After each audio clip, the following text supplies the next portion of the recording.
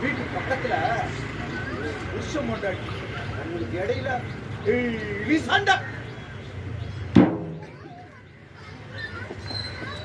ஒரே அழ ஒரு குடும்பப்பட்டு நாள் முழுக்க இரவு முழுக்க டார்ச்சர் படுறது. டார்ச்சர் தாங்காம பாவம் அந்த ஓன்னு அழுவோம். அது அந்த தெருவுக்கே கேட்கும். அவங்க பக்கத்து வீட்டில் எனக்கும் நல்லா கேட்கும். ஆனா அதை கண்டுக்கிறது இல்லை. தினம் நான் ரோட்டுல போகும்போது ஒரு பையன் ஒரு காலேஜ் பொண்ணு கிட்ட போயிட்டு நான் உன்னை லவ் பண்றேன், என்னை லவ் பண்ணி தான் ஆகணும் அப்படின்னு சொல்லிட்டு டார்ச்சர் பண்றாங்க.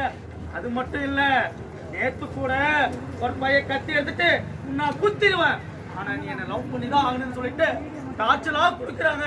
அதெல்லாம் எனக்கு தெரியும், ஆனா நான் கண்டுக்கிறதே இல்லை. எங்க ஏரியாவுல ஒரு பாப்பா ஸ்கூல் போயிட்டு இருந்தது. 10வது கூட நல்லா மார்க் எடுத்துச்சு.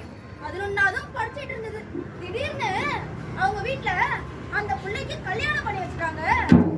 நான் நினைச்சிருந்தா இந்த தகவலை கவர்மெண்ட்டுக்கு கொடுத்து தடுத்திருக்க முடியும். ஆனா நான் அதை கண்டுக்கவே இல்லை. என் கூட வேலை செய்யற பொண்ணு என் ஃப்ரெண்டு தான். அவளுக்கு தினமும் ஒருத்தவன் போன்ல தப்பு தப்பா மெசேஜ் அனுப்புவான், ஆபாச வீடியோலாம் அனுப்புவான். அந்த பொண்ணு ஒரு நாள் என்கிட்ட அழுதுட்டு வந்து, என் போனுக்கு தப்பு தப்பா மெசேஜ் வருது, எவனோ ஆபாச வீடியோலாம் அனுப்புறான்னு சொன்னான். அதை என்கிட்ட வந்து சொல்லும் பொழுது நான் அதை கண்டுக்கிறதே இல்லை. வேலை பார்க்குற கம்பெனில என் கூட பொண்ணுங்கெல்லாம் வேலை பார்க்குறாங்க. என் கம்பெனி முதலாளி அந்த பொண்ணுங்கள்கிட்ட தப்பா நடக்க முயற்சி பண்ணுவாரு. அதெல்லாம் எனக்கு தெரியும், ஆனா அதை நான் கண்டுக்கவே இல்லை.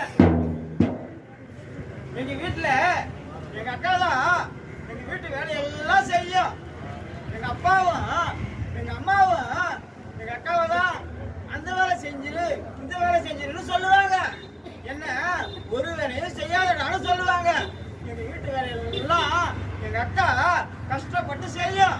அதை நான் பார்த்துட்டு தான் இருப்பேன், ஆனா நானும் கண்டுக்கிறதே இல்லை. கேளுங்க, நான் ஒரு ஸ்கூல் வாத்தியாரு. எங்க கூட வேலை செய்யற இன்னொரு வாத்தியாரு தன்னோட மாணவிகள்கிட்ட பாலியல் சீண்டல்கள் செய்யறதும் அங்க இங்க தொடுறதும் இதெல்லாம் உங்க வீட்டுல போய் சொன்னாலோ இல்ல வேற யாரையோ சொன்னாலோ இது மார்க்ல கை வச்சு மிரட்டுவாரு. இது நான் தினைக்கும் கவனிச்சுட்டு தான் இருக்கேன், ஆனாலும் இதெல்லாம் நான் கண்டுக்கிறதே இல்லை.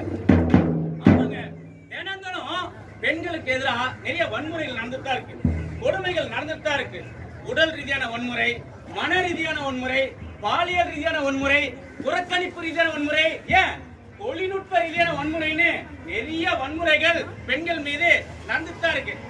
ஆனா நாம அதெல்லாம் கண்டுக்கிறதே இல்லை. ஏன் பாதிக்கப்படுறது ஏன் பொண்ணு கிடையாதுல்ல, பாதிக்கப்படுறது ஏன் தங்கச்சி இல்லைல்ல, சுயநலம் இருக்க ஒவ்வொருத்தருக்கும் நான் சொல்லிக்கிறேன். எல்லாருக்கும் பெண்களை பாதுகாக்க வேண்டிய கடமையும் பொறுப்பு இருக்கு. இப்படி கண்ணு இருந்தும் குரல்கள் எல்லாமே கண்ணை திறந்து பாருங்க, அப்பதான் பெண்களை நம்ம பாதுகாக்க முடியும், ஆபத்துல இருந்து அவங்களை காப்பாற்ற முடியும்.